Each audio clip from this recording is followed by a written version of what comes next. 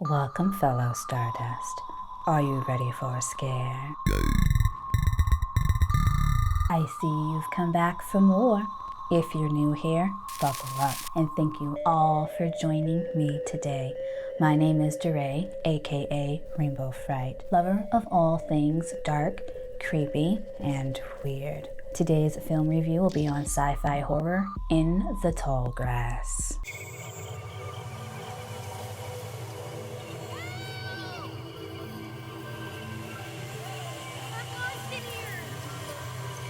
Did you hear that? Someone out there? This Canadian film takes place in Kansas and is written by Vincenzo Natali. It's an adaptation of Stephen King and Joe Hill's novella of the same name. Joe Hill is actually Stephen King's son, but he goes by Hill for obvious reasons. I'll remain spoiler-free until this timestamp. Vincenzo Natali also wrote and directed Splice and Cube, both really good movies, and here I go mentioning Cube again, but don't worry, that review is coming very, very soon.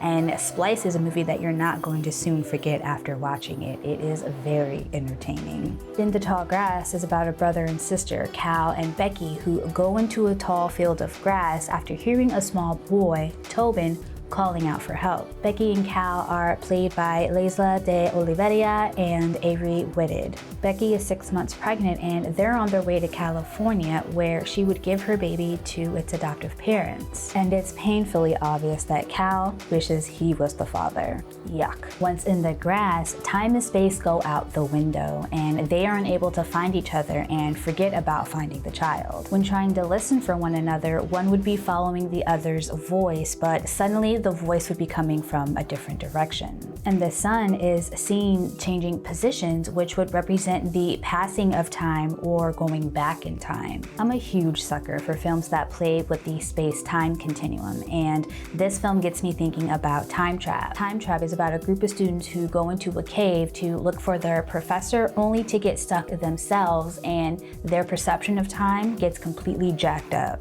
And in the Tall Grass, we have this group of people who are stuck in this grass that is softly cutting them as they try to make their way out. I'm also a huge sucker for Patrick Wilson. I love him in anything that he's in, especially the horror and thrillers. Let's see, we've got the Conjuring franchise, Insidious, Lakeview Terrace, Hard Candy, and he was really, really good in the series Girls. Patrick actually replaced James Marsden, who was initially cast for the part and who also would have been an excellent choice for the role. The adaptation was actually announced in 2015, but they weren't able to start filming until 2018. And so there were some scheduling conflicts, so James had to leave in order to do Sonic the Hedgehog. He's also been in a lot of great movies, but the most recent thing that I really liked him in was Dead to Me. I had no idea how much I needed Christina Applegate and Linda Cardellini together. They are so good. In the second half of the film, there's another layer that's added. Like many of Stephen King's stories, there's more than what meets the eye. Without giving away too much, there is this rock in the middle of the field that is omnipotent and seemingly evil. The drawings on the rock seem to depict a tribe carrying out some sort of ritual, an obvious foreshadow of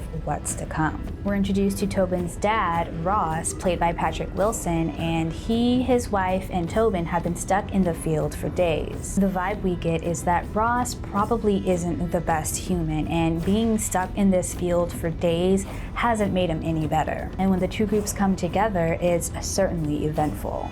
The sound design and music are perfect. The bass and the rhythmic drumming really created some intense moments and got my heart going. And I really enjoyed the cinematography, which focused on the grass itself. Grass produces oxygen, which gives us life, but in this film, it is not our ally. The way that it's shot, it is personified and becomes this ominous character in the film. In the bird's eye views, we see the grass swaying back and forth, which would typically be a soothing sight for humans, but in this context, it's scary. We wonder, what's going to be the grass's next move on these people? Okay, here come the spoilers.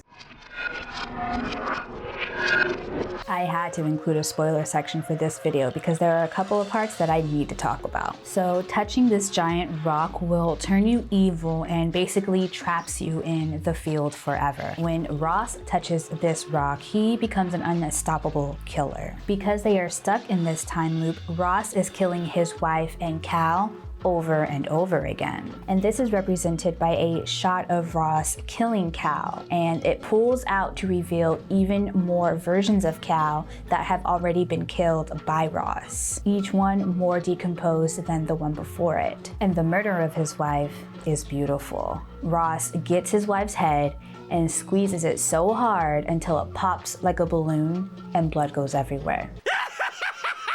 On the rock are pictures of a pregnant woman who is being carried by a bunch of people, and as I mentioned before, it seemed like some sort of sacrificial ritual. Soon enough, Becky is now being hoisted up by all these green grass people, and they carry out this ritual depicted on the rock. She then gives birth to her baby. But before we get to this point, Becky's baby's father, Travis, played by Harrison Gilbertson, comes looking for them because since they've been lost in the grass, 2 months has gone by. On his way to California to look for her, he spots their car on the side of the road. When he gets inside of the grass, he meets Tobin, who says that they've already met before. Travis even stumbles upon Becky's decomposing body, but soon after that, he's able to find her and Cal with the help of Tobin and his dead dog, Freddy. The grass doesn't move anything dead, so Travis was able to use this to his advantage. Becky and Cal were understandably confused as to how and why Travis got there and why he was saying that they had been missing for 2 months. After the skull pop, we witness Cal attempt to murder Travis by pushing him off a building. Travis later goes to rescue Becky after Ross has killed Cal for the umpteenth time, but the sacrificial ritual has already happened. After the ritual, Ross looks like Cal to Becky. He says that he is feeding her seeds and grass, but when she finally comes to, she realizes he had just fed her baby. In the end, Travis is able to save Becky by touching the rock, thus condemning him to be in the field forever. After touching the rock, he's able to see how to get out of the field, and then he takes Tobin to an exit with a necklace in hand that Tobin then will give to Becky, letting her know that something isn't quite right about the grass. Travis can hear Becky and Tobin talking about the necklace and drive away. He then dies knowing that he saved his baby and Becky. And here are a couple of things that bugged me a little bit. Some of the nighttime scenes were just a little bit too dark. It was really hard to see what was going on in some parts. I get that dark a lot of times equals scary, but you can be just as scary in the daytime as in the nighttime. The other thing that was a little bit bothersome was the lack of character arc for Cal. In the end, he gets to live despite his incestuous and evil nature. He never learned anything or changed anything about himself. In the novella, apparently, the ending is more tragic, which I feel is more appropriate for a story like this one. We do get to see a tragic ending, but with the time-space continuum, we go back and we end up with a less tragic ending. But if Cal could have just somehow not been there or actually learned something, it would have made for a stronger ending. But this was still a really good